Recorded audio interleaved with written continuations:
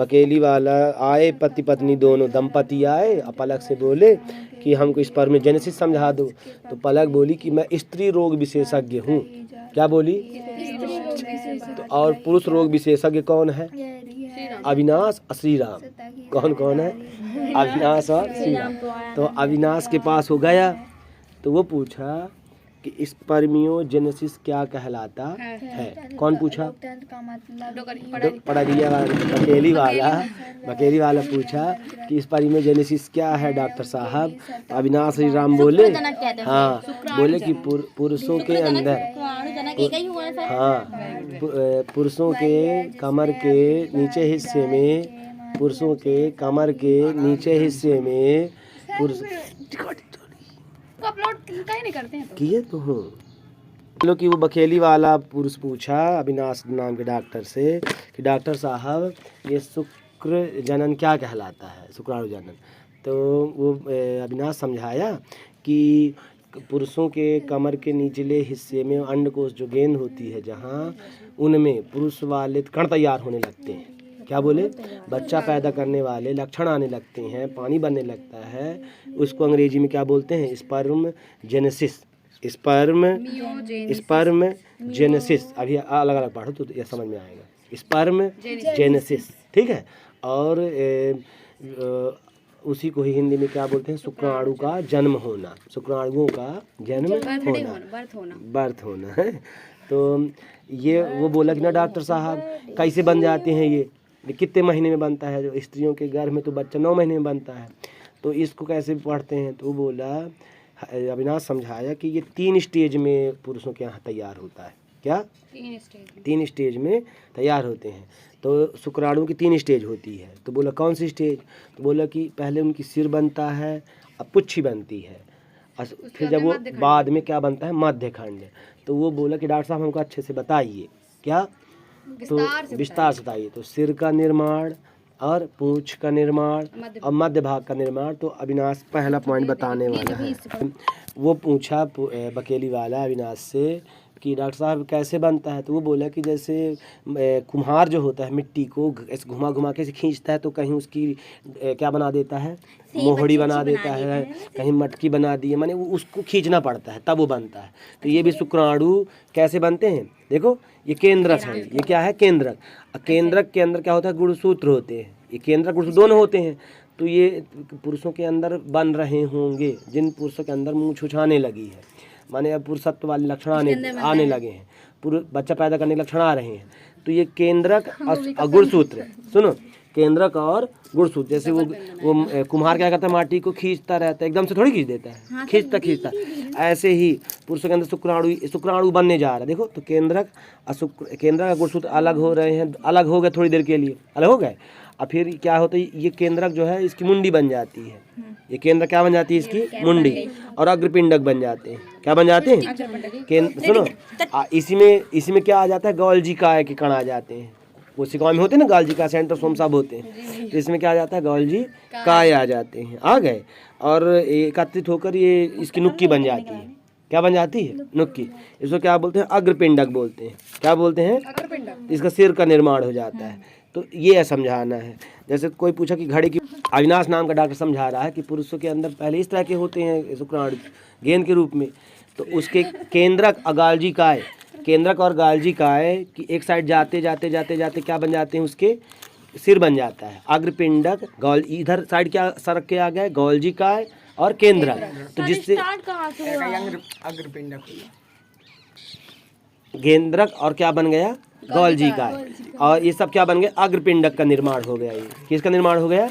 केंद्रक और गोल्जी का एक सिरे पर आके किसका निर्माण कर लेते हैं? अग्रपिंडक का, जिसको एक्रोसोम या अग्रपिंडक कहा जाता है। और इसके जो पूंछ रहती है, देखो अब पूंछ कैसे बन रही है हम ये समझाने जा रहे हैं। तो जो पूंछ का हिस्सा होता है, इसमें 2 ध्रुवीय क्षेत्र होते हैं। इसमें 2 केंद्रक होते, देखो 2 सेंट्रियोल होते। देखो यहाँ इनमें कुछ कण होते हैं, उन कणों का नाम रखाया गया है। किसी को कोशिकाओं में 10वीं वाली हम पढ़ा करते थे कोशिकाएं, तो पढ़ते थे कि कोशिकाओं के अंदर कुछ कण दिखाई देते हैं। उन कणों का वैज्ञानिकों ने क्या रखा दिया है, नाम। किसी का नाम माइटोकॉन्ड्रिया, किसी का नाम गोल्जी का है, किसी का नाम सेंट्रोसोम, किसी का नाम EDR, किसी का नाम राइबोसोम, किसी का नाम केंद्रक, किसी का नाम केंद्रिका, किसी का नाम DNA, किसी का नाम RNA, सब कोशिका के अंदर होते हैं। सेम ये भी कोशिका या है एक प्रकार की, शुक्राणु की कोशिका हम पढ़ रहे हैं। किसी कोशिका पढ़ रहे हैं? तो अब हमने पहला भाग हमने पढ़ लिया है। अब इसकी पुच्छ का निर्माण कैसे होगा, तो इसमें 2 कण होते हैं, सेंट्रियोल कहा जाता है उन कणों को। क्या बोलते हैं? 2 कण होते हैं जिनको सेंट्रियोल बोला जाता है। क्या बोलते हैं? वो कैसे दिखते हैं? बेलन के जैसे दिखा करते हैं। कैसे दिखा करते हैं? बेलन मतलब टॉफी के जैसे दिखा करते हैं। जब सुंदर से देखा जाए अगर, तो अविनाश बता रहा है बकेली वाले आदमी से कि वो ऐसे लुढ़कने वाले दिखा करते, जैसे टॉफी नहीं थी लुढ़क जा, टॉफी कैसे फेंको तो लुढ़कती हैं, तो वो भी ऐसे बेलनाकार उनका आकार होता है। किसका? फूला हुआ और बिल्कुल बिल्कुल। तो उसमें 2 सेंट्रियोल होते हैं। तो एक तो सेंट्रियोल को बोला जाता है प्रोक्सिमल। क्या बोलते हैं? एक सेंट्रियोल को प्रोक्सिमल कहते हैं, जो पीछे की ओर होता है। अब देखो जब धीरे धीरे धीरे धीरे धीरे देखो ये देखो ये इस साइड आ गया जो सेंट्रियोल, तो उसको बोलते हैं प्रोक्सिमल। क्या बोलते हैं उसको? प्रोक्सिमल। और इस साइड एक ठो रहता है, इस साइड बीच वाले मध्य भाग जो बन ये यहाँ वाले हिस्से में कौन सा भाग रहता है? डिस्टियल। इस साइड जो चला गया उसको क्या बोलते हैं? पोस्टिमल। और जो बीच में रह जाता है मध्य भाग में उसको क्या बोलते हैं? डिस्टियल। जब कुम्हार मटका को खींचता है तो ऊपर वाला भाग क्या बन जाता है? मोहड़ी। और जो जिसे नीचे चला गया उसको क्या बोल देते हैं? पेंदी। वैसे ही ये पीछे की ओर वाला पुच्छ का निर्माण कर देता है, पोस्टिमल वाला, और मध्य भाग वाला डिस्टियल कहलाता है। क्या कहलाता है? डिस्टल सेंट्रियोल कहलाता है। अब जो बीच में है देखो अब जो ये बीच वाला भाग है, इसमें डिस्टियल वाला भाग है। यहाँ कौन सा भाग है? ये डिस्टियल वाला भाग है, डिस्टियल सेंट्रियोल है। यहाँ पोस्टिमल वाला सेंट्रियोल है। 2 कण थे, एक कण पीछे वाला क्या बन जाता है? पोस्टिमल। अभी चल क्या बन जाता है? डिस्टिमल। नाम रखाया गया है। इसको बोलते हैं आँख, इसको बोलते हैं कान। हमारे शरीर की जिस तरह पहचान बताई गई है, वैसे शुक्राणु के अंदर कुछ कण होते हैं जिनका क्या रखा दिया गया है? नाम। तो इसमें पिस्टिमल होता है। तो अविनाश से पूछा डॉक्टर साहब कि ना डॉक्टर साहब ये जो बीच वाला भाग में जो डिस्टियल जो भाग कण जो है उसका नाम रखा दिया गया है। क्या? उसका नाम। तो इससे क्या बन जाता है? तो वो बोला उसी से ना देखो, उसी से एक धारी तैयार होती है, जो लाइन दिख रही है चित्र में, देखो लाइन बनती है। उसी डिस्टियल सेंट्रियोल से उसमें अक्ष तैयार हो जाती है। क्या तरह जाती है? अक्षीय भाग तैयार हो जाता है। बिल्कुल बिल्कुल। जैसे तुम लोग देखे होगे गाय के दोनों साइड हाथ, गाय के ऐसे हाथ लगाओ तो इस साइड एक धारी बनी रहती है गाय में, नहीं बनी पीठ में गाय के, कुत्ते वगैरह जानवरों के वगैरह क्या बनी रहती है? धारियाँ बनी रहती हैं। तुम इन लोगों के गदेलियों में जैसे कहीं कहीं इधर का हिस्सा अलग दिखा करता है, अलग दिखता है। हाँ बिल्कुल, पीठ में ही नहीं डिजाइन बना रहता है। हाँ। इधर का हिस्सा अलग जा रहा है, इधर का हिस्सा अलग जा रहा है। तो ये धारियाँ को अक्ष बोलते हैं। क्या बोलते हैं? अक्ष। तो इस शुक्राणु में भी ये अक्ष है। तो इस लाइन को क्या बोला था? डिस्टियल अक्ष कहते हैं इसको। फिर केंद्रीय अक्ष या डिस्टियल। शुक्राणु जनन की प्रवस्थाओं को रेखा चित्र द्वारा समझाइए। चित्र में चौथा क्वेश्चन में छपा है, मानव में शुक्र जनन प्रवस्थाओं को रेखाचित्र की द्वारा समझाना है। अब 5वां में छपा है, बिल्कुल। अब 5वां में छपा है कि मानव में हाँ फेसबुक का मालिक है मार्क जकरबर्ग। उसको वर्णांधता नाम का रोग है। वर्णांधता मतलब उसको केवल नीला और सफ़ेद के अलावा उसको अच्छे से कोई रंग नहीं समझ में आता। इसलिए फेसबुक का कलर उसने अपने मन का किया था, ब्लू और वाइट। बाद में वो खरीदा है।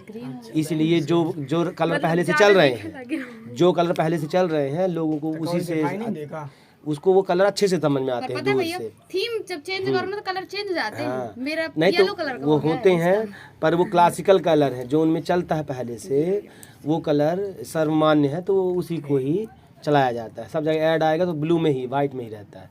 तो उसको मेन कारण इसलिए ऐसा था। अच्छा, तो चौथा प्रश्न में मानव में शुक्र जनन और 5वां में छपा मानव में अंड जनन प्रवस्थाओं को रेखा चित्र की मदद से समझाइए। हाँ, तो बकेली वाले स्त्री और पुरुष जब आए थे तो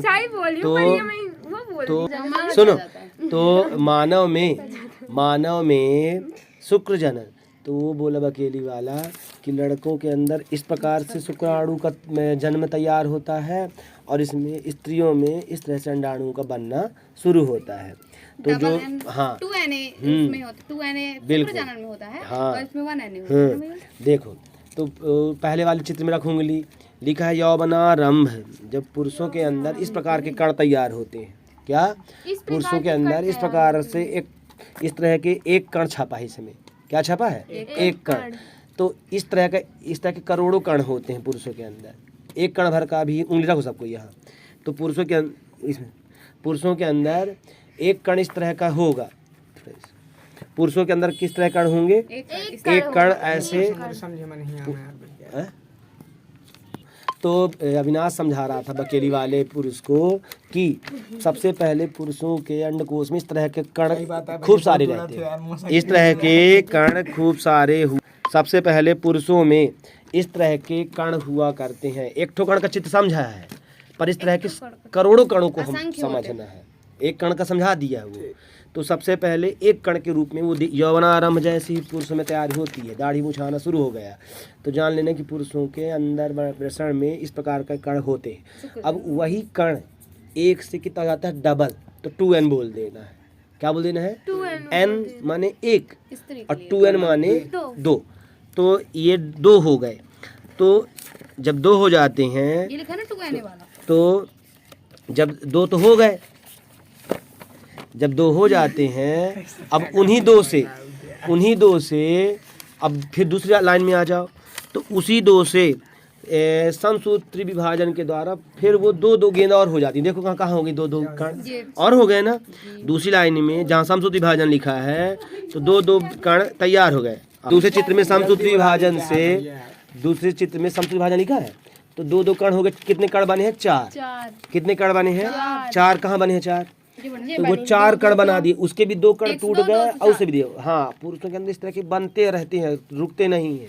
क्या बनते रहते हैं। अच्छा, अब फिर ये कौन सी विभाजन कहलाती है, समसूत्री विभाजन। कौन सी विभाजन कहलाती है, समान भागों में तोड़ते हैं। बिल्कुल। अब बाद में एक ठोबर को एक से चालू किया, बाकी सबका बंद कर दिया है चित्र में। तो वो कह रहा है कि वो कहता सब में होगा ऐसा। क्या सब में हो गया ऐसा, वो एक भर इसमें भी होगा, पर इस भर को समझाना चाह रहा था, जगह नहीं है उसके किताब में। तो वो कह प्रथम अर्धसूत्री विभाजन कहानी का देखो, तो वहां से फिर 2 ठो बन गए। कितने बन गए, 2। तो इसको बोलते हैं द्वितीय अर्धसूत्री विभाजन। कौन सा विभाजन, अब फिर से 2 और बन गए, तो कितने बन गए, 4। तो उसको बोलते हैं द्वितीय अर्धसूत्री विभाजन। और तीसरी कंडीशन में वो पुच्छी निकल आती है। क्या निकल आती है, पुच्छी। बिल्कुल, जो तैयार हो जाते हैं तो उनको क्या बोला जाता है, विभेदन या शुक्राणु कहते हैं। तो प्राथमिक शुक्र जब शुरू में टूटा था तो उसको कौन सी स्टेज बोलते हैं, प्राथमिक शुक्र कोशिकाएं।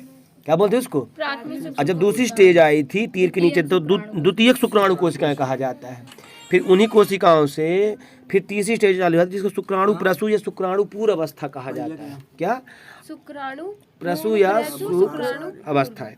और फिर एक चरण चालू होता है तो क्या बन जाता है, शुक्राणु। तो वो पुरुष पूछा कि फिर इसके बाद क्या होता है, तो बोले कि वो बच्चे पैदा करने वाले मजबूती आ जाती है। वो शुक्राणु अब क्या तैयार करेंगे, वो शुक्राणु क्या तैयार कर हुआ है, शुक्राणु अवस्था चालू हो जाती है। अब यही जो स्टेज है इसको हम याद रख के हम सब बता सकते हैं कि शुक्राणु जनन में कैसे कैसा होता है। इस चित्र को देखकर हम सारी स्टेज का ऐसे एक पेज में वर्णन कर सकते हैं। क्या बोले, पेज में वर्णन कर सकते हैं। ये जो छपा है चित्र, इसके आधार पर हम बहुत सारा वर्णन कर सकते हैं। ये हिंदी में दिया है, बुक में अंग्रेजी में नाम छापे हैं। क्या बोले, बुक में क्या छपा है, अंग्रेजी में दिया है। से पूछा वही व्यक्ति कि ये क्या रोज होता होगा, तो वो बोला कि जब तक ये शरीर में बनते हैं, क्या तब तक उसमें डेली बनते रहते हैं। तो इस कारण से इनकी संख्या बढ़ते उनमें, हाँ, ये बच्चे पैदा करने की संख्या बनती रहती है। जब ये बंद हो जाते हैं बनना, फिर वो प्रजनन नहीं कर सकता। तो इस पर ये स्टेज रोज होती होगी। क्या, ये स्टेज रोज होती है। महीने में कुछ लोग अपना डिस्टर्ब कर दिए, या कि स्वप्न के द्वारा या कि हस्त के द्वारा, तो ये इनकी कणों की संख्या क्या जाती है, ख़त्म होती जाती है। और फिर ये हर महीने ये बनते रहते हैं, हर रोज तैयार होते रहते हैं, उनकी संख्या बढ़ती रहती है, शरीर में इनकी मात्रा बढ़ जाएगी, फिर ये घट जाती है, फिर बन जाती है, फिर घट जाती है। फिर जैसे गाय को रोज चारा खिलाओ, रोज दूध बनेगा, फिर चारा खिलाओ, फिर दूध बनेगा, फिर चारा खिलाओ, ऐसा करके उनकी संख्या